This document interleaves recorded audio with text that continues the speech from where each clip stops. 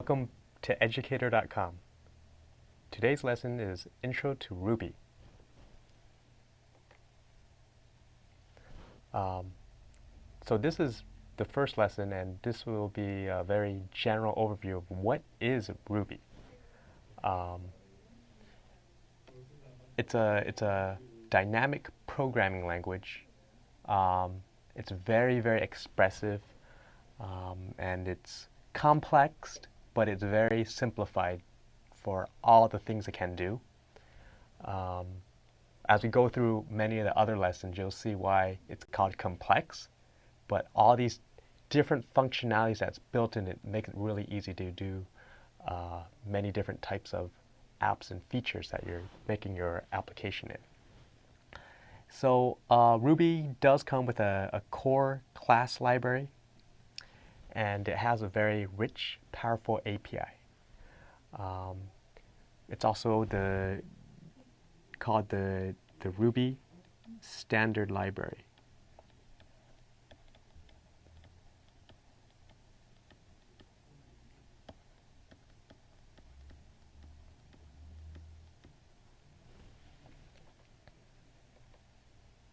So who created Ruby?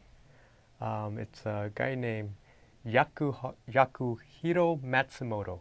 He's better known as Mats.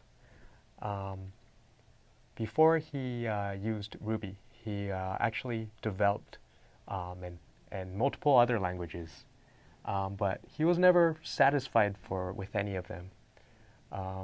When he created it, his philosophy for Ruby was he wanted to design a language to make programmers happy.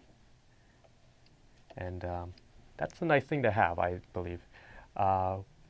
What he wanted to do was, he actually said he wanted a scripting language that was more powerful than Perl, more object-oriented than Python, and that's why he decided to design his own language.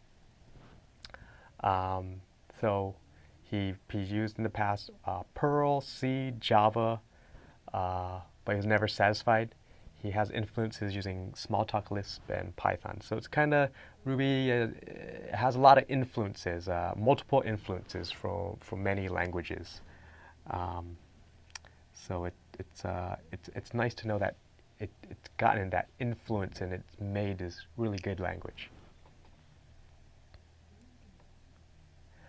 So let's talk about the history of Ruby. The name Ruby itself was established in February 24th, 93, in a chat session, actually. He had a chat with one of his cohorts, and they were discussing if maybe we should make a language and what should it do. So after they established the name, they got the ball rolling. They actually released version 095 in December 1st, 1995. At that time, in development, it was a very basic language.